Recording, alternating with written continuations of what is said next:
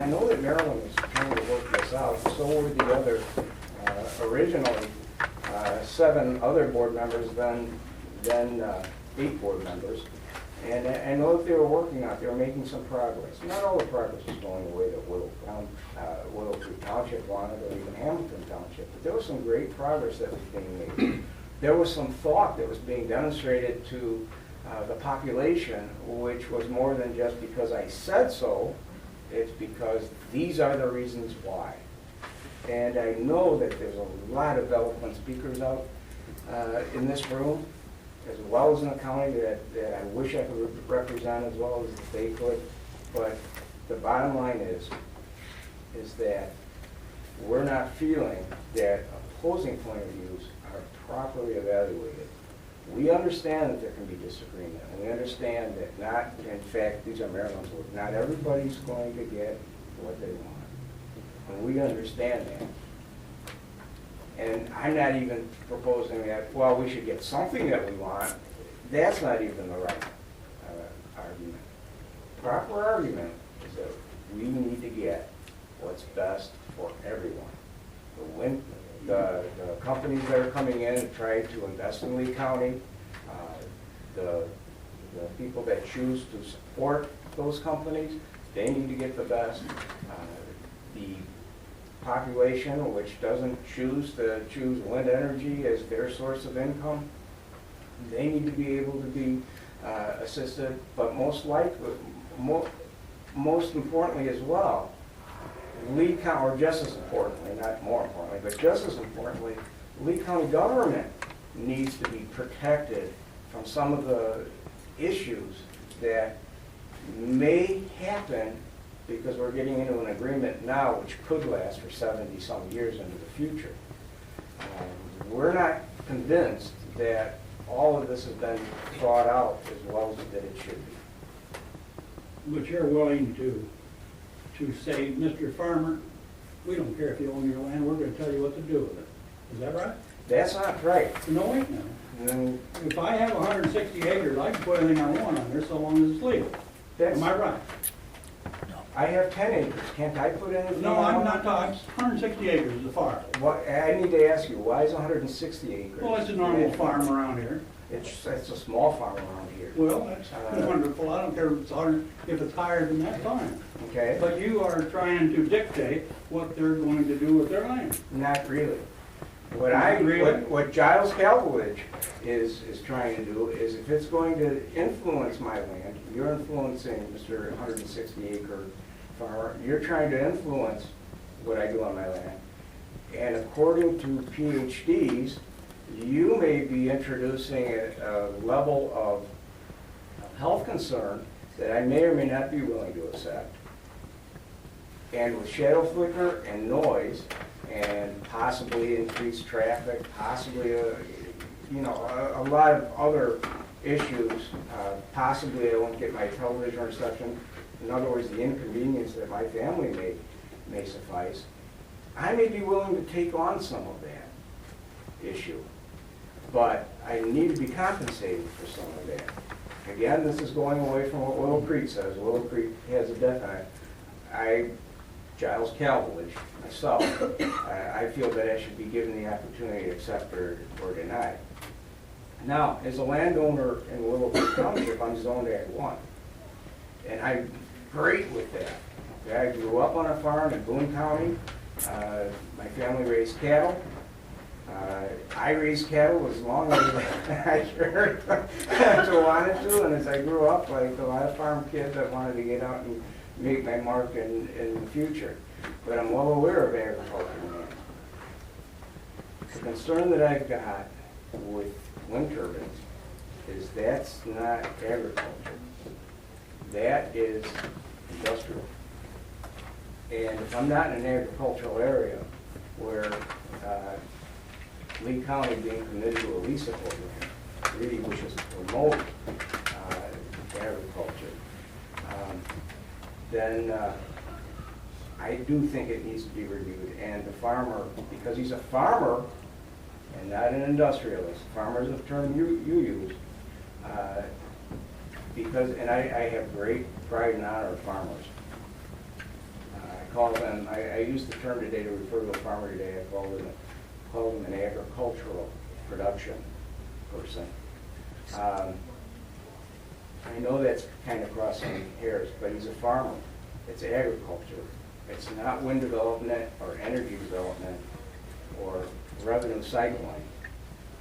This is agriculture.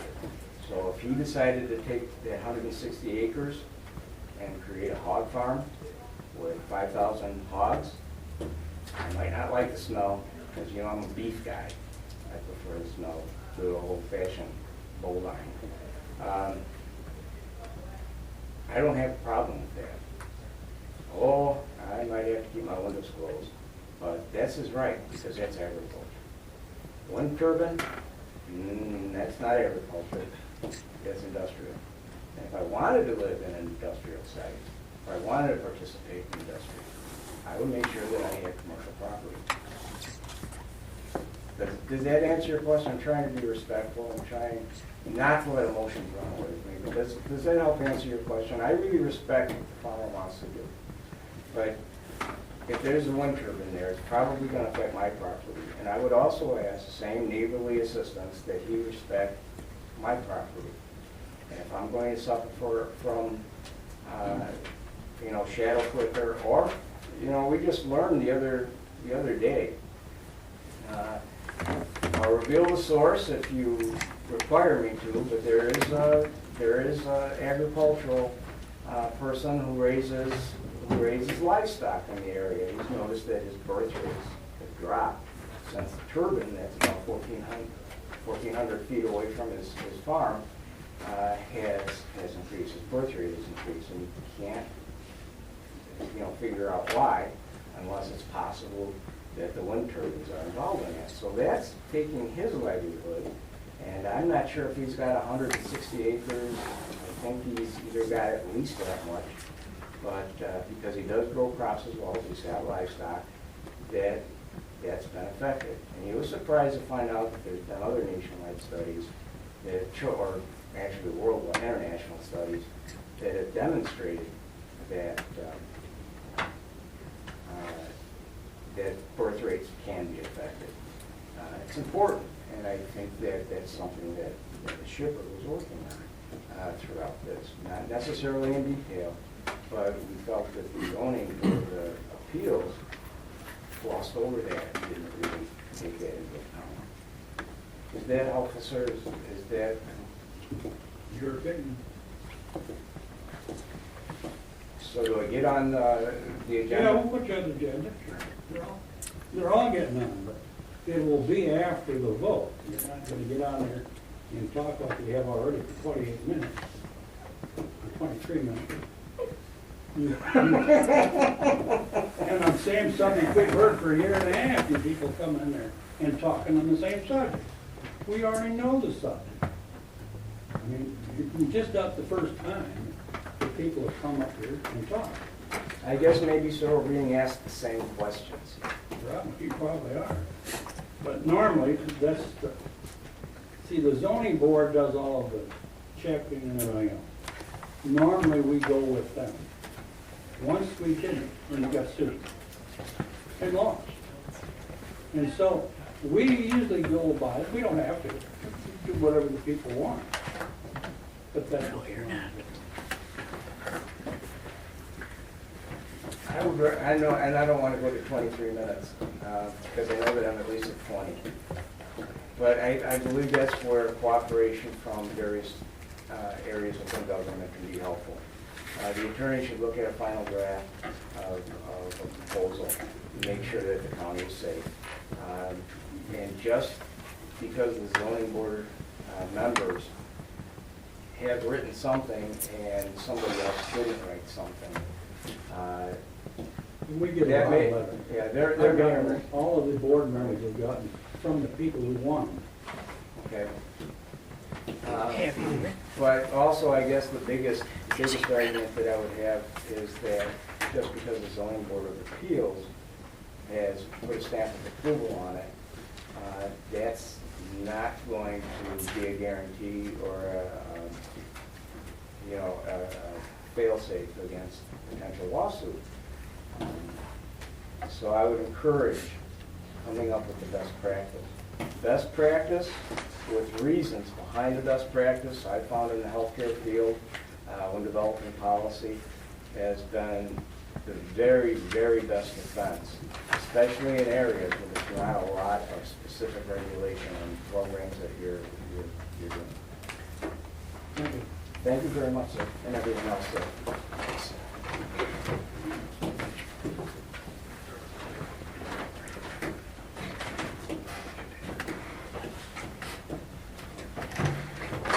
Jim Timble, Franklin Grove. I won't take a lot of minutes here. Mr. Seaborg, you said a couple of times in the last 20-some minutes, saying you don't want anybody to speak before the meeting because it's been the same subject for Year and a a year and a half. True. But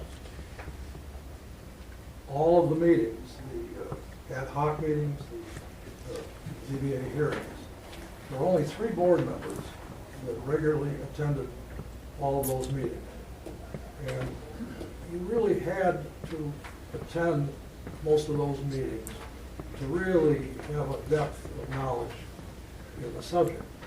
And subjects develop, and this special board committee developed because the subject was not finished. The subject was, there were still questions about it. So, and the problem, so I don't feel that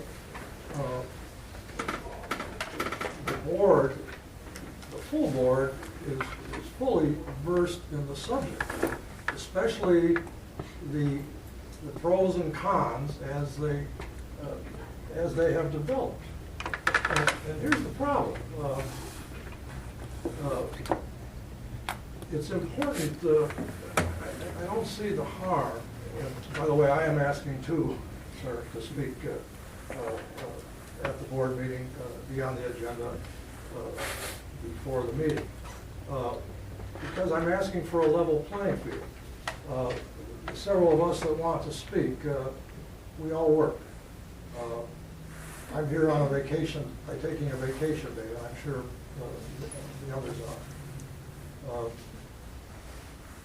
We, the wind developer, Mainstream in this case, they work too, but their job is to promote wind energy. They have been contacting board members throughout the last couple of weeks, and I think we know that, and that's a fact.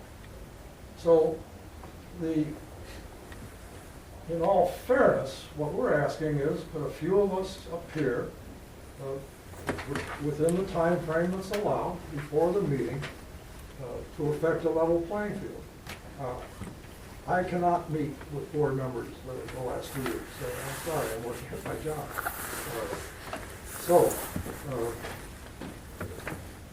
I think it's a reasonable request. And we're talking, a very small part of the meeting, but in a democracy, on a very important issue, before a vote is taken, especially when the facts keep coming out, and especially because the board itself did not take part in the full process, and that is not a criticism. We get the minutes from them all the time, every Well, month. you do, and tell you what, I ran a board years ago, and I have to sit here and admit that I never read all the minutes. They were too overwhelming. So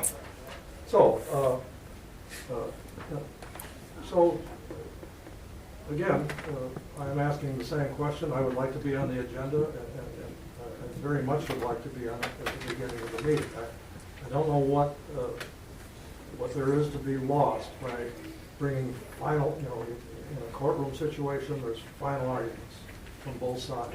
I feel that the one side is at a disadvantage to deliver those final arguments. So please. We got one. Yeah, for when? It's down there, Jim, you know that.